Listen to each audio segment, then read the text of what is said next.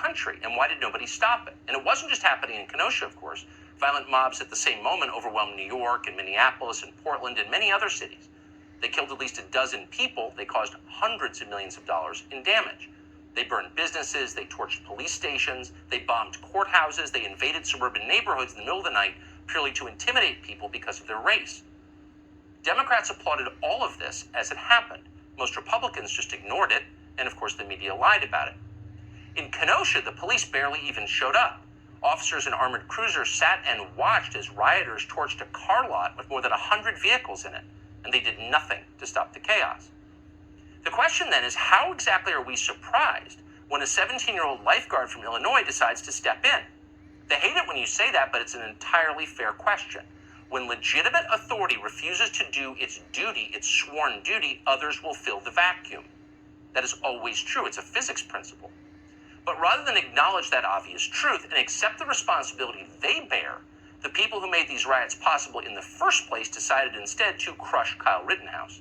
Joe Biden publicly called him a white supremacist, something for which someday we very much hope he is sued, because it's totally outrageous and false.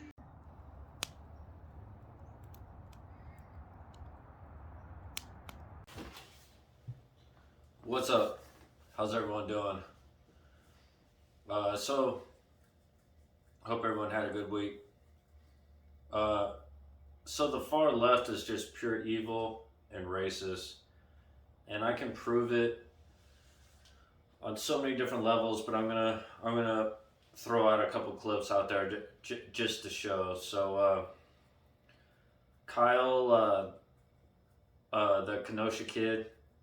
I'm going to show a clip where Joe Biden calls him a white supremacist. And I just can't believe how many left professors or people of power keep throwing in this white supremacy card. It's like, there is not that many white supremacists. They're calling the oil people white supremacists. And it's a lot of black people, but there's white people trying to do it too. And as soon as you say that, automatically they should take a look in the mirror because they're being the fucking racist. This is bullshit. We got to put a stop to it right now. Cancel culture, calling people white supremacists because they're white, and white people being afraid to be like, no, fuck you. That's not what I'm about. So we got to put a stop to it. You can't just like cower and be like, oh, they got the power, and let Black Lives Matter and Antifa burn cities down because you're scared to do anything against Black Lives Matter because then they'll just call you a racist and try to ruin your life. No, fuck that. We're over that. We went through that. It's time for us to step up. We're done with that shit. So, in cancel culture, if you want to go back into people's emails, private emails like John Gruden, which he's suing the NFL, and I think that's good because he didn't say anything remotely as bad as what the president said in 1985. He just called some people, you know, I don't really want to say it, but it was nowhere near as bad. He's calling people, you know, I've said it before on other videos. So this is from AP News. Claim a video from 1985 hearing exposes Democratic presidential candidate Joe Biden for using the N-word, stating, "We already have a N-word mayor. We don't need any more N-word big shots!" Exclamation point. So what the fuck? Why can't we cancel him? This is 1985. Fucking guy. And then he goes on and says that Kyle, the Kenosha kid, I can't even pronounce his last name, I'm not even going to try, who is a good guy trying to do the right thing. The whole world knows that he's not guilty. And day one, he just goes, oh, he's a white supremacist. Oh, blah, blah, blah, blah. And all these leftists just jump to conclusions. It's like, no.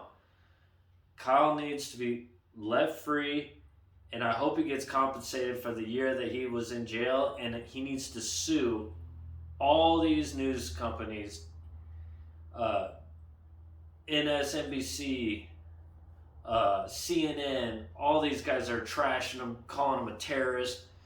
And the lawyers in that case were like, so this is the people that were, as you say, rioting. It's like, and the photographer was like, nah, they were rioting, dude. They're burning down car lots. Cops aren't doing anything. So it's just sickening, and we gotta put a stop to it. I mean, I know you gotta know your enemies, but don't even watch CNN, MSNBC. Don't watch any of that garbage. They're just lying to you. The Daily Wire, Fox News, Sky News Australia, Ford's Breaking News, they'll tell you the truth, and that's what we want to hear. I didn't even know this till the Fourth Dimension brought it up, but in 2012, some law was passed where they could just propaganda news and just kind of basically lie to us. And before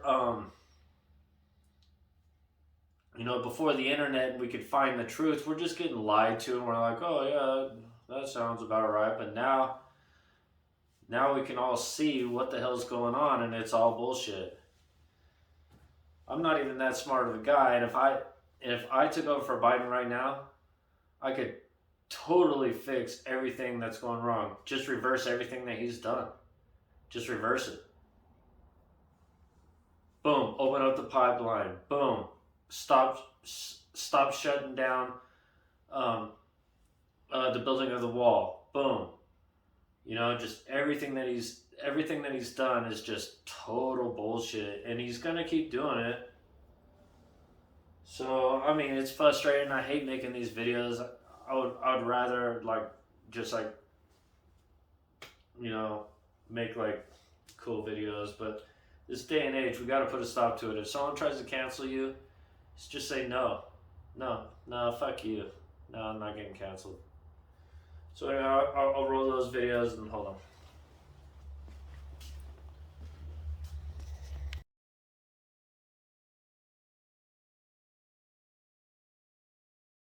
Now, 11 years ago, Joseph Biden gave the eulogy at the funeral of Robert Byrd. Now, who was Robert Byrd? Robert Byrd was the Senate Majority Leader for the Democrats from West Virginia. He was an exalted cyclops of the Ku Klux Klan. When was that funeral? It wasn't 1950, it wasn't 1960, it wasn't even 1970. 1970 is when I was born. 72 is when Biden showed up in the Senate. So I was a year and a half when Biden arrived. It was 2010. 2010.